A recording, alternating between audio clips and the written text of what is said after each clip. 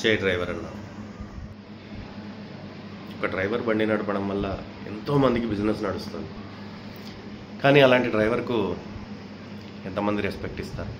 Driving అంటే చిన్న చూపు, డ్రైవర్ అంటే చిన్న చూపు. ఎందుకు అలా చూస్తారో ఇప్పటికీ తెలియదు.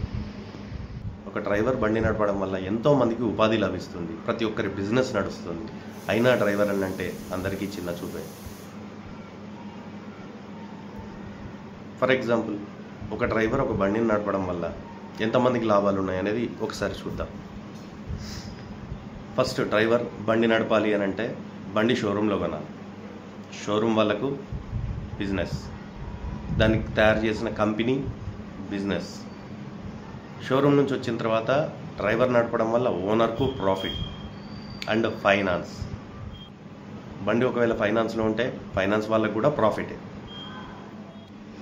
ఒకసారి బండి బయటికి వచ్చిన తర్వాత డ్రైవర్ నడపడం మొదలుపెట్టిన తర్వాత బై మిస్ బండికి ఏదైనా రిపేర్ వచ్చిందనుకోండి, automobiles, mechanic, electrician, denter, painter, petrol bunk and finance, insurance, fitness, road tax, ఈ విధంగా చాలామందికి ఒక డ్రైవర్ బండి నడపడం వల్ల వచ్చే లాభాలు ఇవి.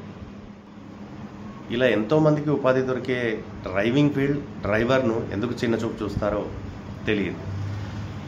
అంతెందుకు, ప్రపంచం మొత్తంలో ప్రతి ట్రాన్స్పోర్ట్, ప్రతి వస్తువుకు, ఎగుమతి దిగుమతికి సంబంధించిన ప్రతి దానికి డ్రైవర్ అవసరం.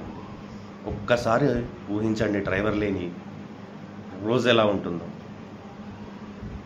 ప్రతి విషయంలో అంత ప్రాధాన్యత ఉన్న డ్రైవర్కు మాత్రం ఎప్పుడూ చిన్న చూపే మిగులుతుంది. అదే డ్రైవర్ లేకుండా ఒక్క రోజు కూడా ఎవరికీ గడవదు. అది ఎంత పెద్ద విఐపి అయినా, ఎంత సామాన్యుడైనా. అలాంటి డ్రైవర్కు రెస్పెక్ట్ ఇస్తే తప్పేమైనా ఉందంటారా? డ్రైవర్కు రెస్పెక్ట్ ఇవ్వడం వల్ల మనకు పోయేదేమైనా ఉందా? Thank you friends. జై డ్రైవర్ అన్న.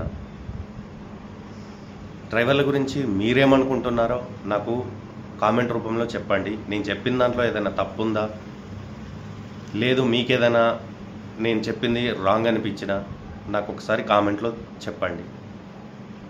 ఈ వీడియో కనుక మీకు నచ్చితే ఖచ్చితంగా లైక్ చేయండి. Thank you friends.